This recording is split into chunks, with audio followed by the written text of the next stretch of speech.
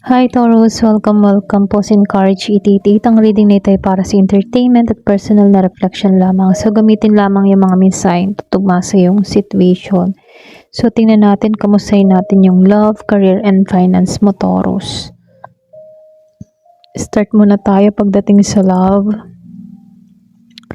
Then career and finance. Give me the message for Taurus. Ano yung mensahe sa iyong love?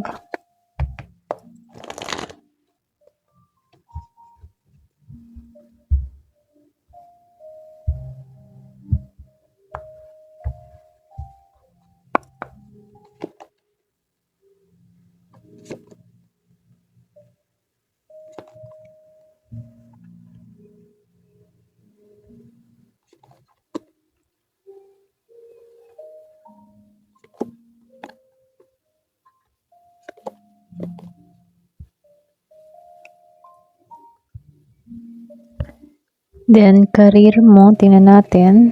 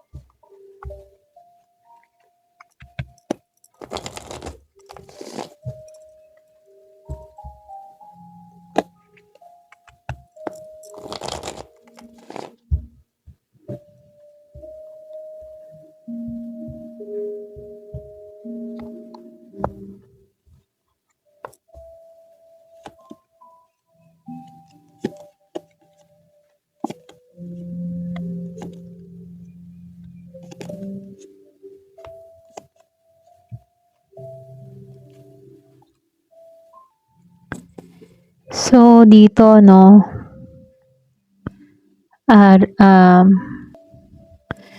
so dito, no, lumabas dito yung love and elevation, okay? Kung makikita mo dito sa card na to, meron ditong energy ng pag-angat. Kumbaga, yung iba sa inyo, pwedeng meron ditong tao na makakapansin or makakapuna sa'yo, or pwedeng meron kang tao ngayon na kasama, okay? Yung iba sa inyo, na kung saan, ano, may pag-angat yung inyong pagmamahalan, or unti-unting lalabas yung emotional heaviness na mas makikita mo na worth it itong paglaanan ng oras at panahon, okay? So, yung iba sa inyo, no, pwedeng meron kang taong kadili ngayon, or meron nagpapatibok sa puso mo na kung saan, ano, mas lalong lalalim yung connection, okay? Kung meron man ikaw nakakausap or nakikilala ngayon, Taurus, nakikitaan ko dito na merong pag-angat, okay? Or mas lalalim yung connection, okay? So, dito, no, lumabas itong Abby and litigation. Yung iba sa inyo, no, mas tahimik ito, or pwede rin merong ditong reserve energy.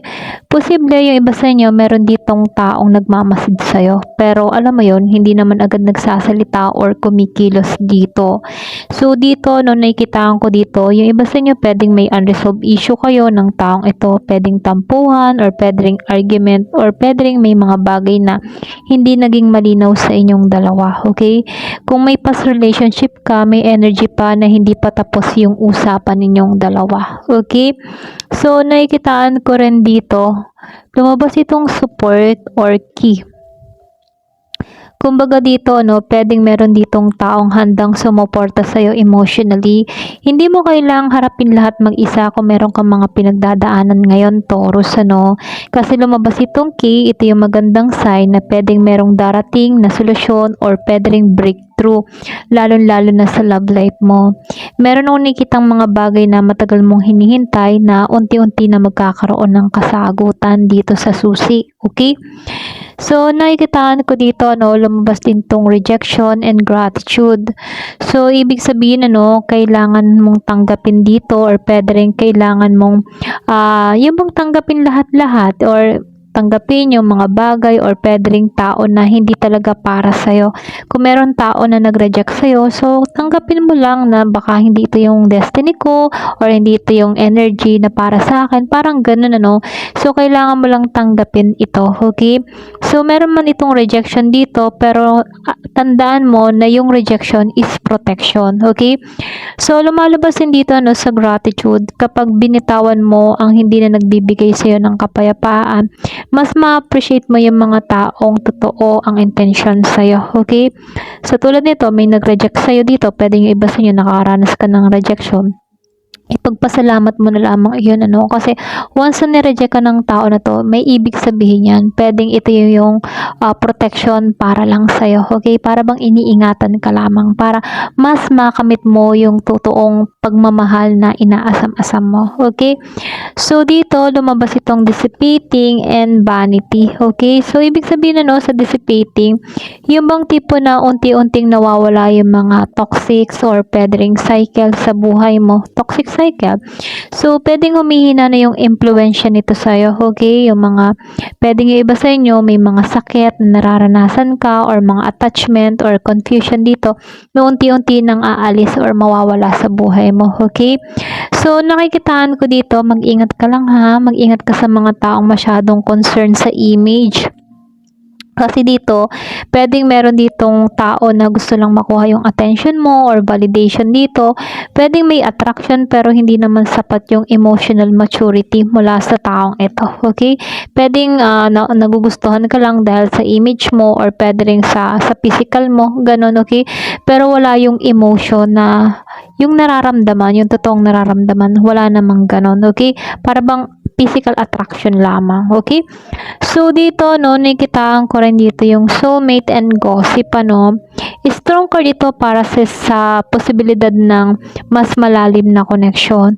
Pwede yung iba sa inyo, may rin ditong, yung mga tipong existent person na may strong bond sa'yo. Pwedeng bagong tao na compatible sa values mo or sa inaasam-asam mo rito. Okay?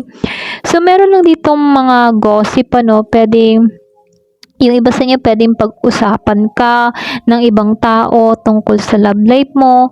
Huwag lahat ng naririnig ay paniniwalaan, ano. Kumbaga, ikaw pa rin yung bang tipo na sundin mo yung intuition mo, okay? Huwag kang maniwala sa mga sabi-sabi about dun sa tao or dito sa taong iniibig or inaasam-asam mo dito. Pwedeng iba sa inyo pag-usapan yung love life talaga or pwedeng merong manira sa connection mo, okay?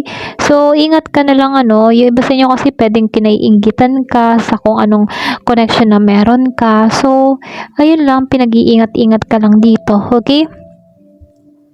So, dito, no, lumalabas itong the star and the tower. So, kung titingnan na, no, meron ako nakitang healing, hope, or pwede ring renewed faith sa pagdating sa laban, no. Meron ako nakikitang magandang possibility pagkatapos ng mga emotional na naranasan mo dito. Okay? Yung iba sa inyo, pwedeng nakaranas ka dito ng mga difficulty period, pero nakikitaan ko dito yung renewal or hope na paparating sa'yo. Okay? So, nakikitaan ko dito, yung iba sa inyo naman, pwedeng meron dito malaking pagbabago na parating sa'yo or pwede rin biglaang revelation, ano, pwedeng meron kang mga katotohanang malalaman, okay, na magkakaroon ng pagbabagong pananaw sa buhay mo or pwede rin magkakaroon ka ng panibagong pananaw tungkol sa isang tao, okay? So, dito, no, meron lang akong nakitang distance dito or paghihintay-hintay, ano. Pwede yung iba sa inyo, maaaring long distance to or long, ayun bang tipo na taong nasa malayo, okay? Pwedeng, yung iba sa inyo, pwedeng may makilala ka, long distance, or may makakonect ka. Pwedeng yung iba sa inyo, online dating, mga ganyan, ano. Pero ganun pa man, ano, lumalabas din tong si Ten of Swords. Para bang nagkaroon ka ng isang painful chapter na kailangan na talagang matapos, ano. Hindi naman pwedeng paulit-ulit yung parehong cycle, ano. Kumbaga, kailangan na meron ditong tanggalan, okay? So, dito, sa Two of Cups, napakalinaw, ano. Kumbaga, sa Two of Cups na merong ako nakikitang mutual attraction or pwedeng emotional connection na paparating sa'yo. Possibility yung iba sa inyo, partnership na yung paparating sa buhay mo, okay? kung ikaw man ay dito ay umaasam-asam ng connection meron paparating na partnership sa buhay mo. Okay? So, nakikitaan ko rin dito, lumabas itong Seeking of Pentacles. So, meron ditong potential, yung iba sa inyo, na magkaroon ka ng partner na matured, stable, financially, okay? Responsible tong tao na to, hindi basta puro salita lamang, mas practical at pinapakita nito yung action, okay?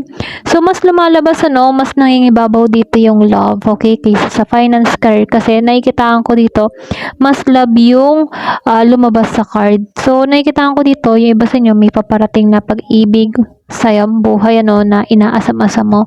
Kumbaga nakikitaan ko dito yung iba sa inyo bago, then yung iba naman sa inyo meron ditong tao pa rin na hindi pa rin makarecover or may tampuhan na nangyari sa inyo. Okay, meron past person. Pero ganun pa man nakikitaan ko dito, may paparating dito na healthy connection na sa'yo. Okay, pwedeng soulmate ito kasi lumabas itong Two of Cups. May pagka-soulmate yung energy, okay? Pero kailangan mo munang bitawan yung nakaraan mo, okay? Kasi meron ako nakikitang old wounds or mga masasakit na karanasan sa buhay mo na kung saan pwedeng nagpapaalala dito. Okay? Pero ganun pa man, kailangan mo lang tanggalan yon. Okay? Ayun, so hanggang dito na lamang po. Thank you for watching. Love and peace.